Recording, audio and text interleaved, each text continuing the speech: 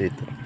Schedule po natin sa ating gamutan ngayon pong March 13 po ay nandito pa tayo sa ating duties. So konting oras na lang ay pauwi na tayo. Ang schedule po natin ngayon March 13, 10 AM po ang bukas ng ating gamutan po. So pakitignan po natin ang mga schedule po natin para sa ating gamutan.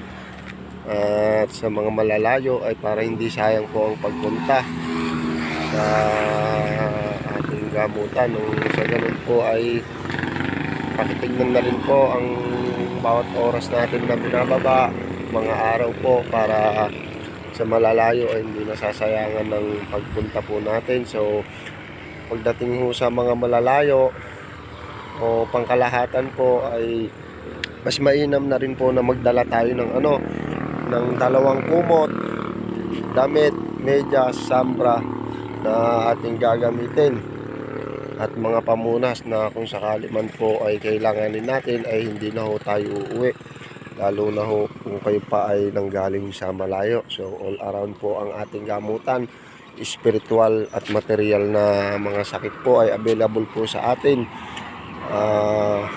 pang albularyo po at mga pandoktor. So ayan po, pakitignan po natin, ulitin ko po yung mga dala po para hindi na kayo babalik at baka mamaya kailanganin natin ang dalawang kumot, sambra, mga pamalit nyo po, panjama at inyong medyas ay magdala na lang po kayo para hindi na kayo uuwi kung sakaling gamitin natin. So God bless po sa atin lahat. Like, share and follow. God bless po.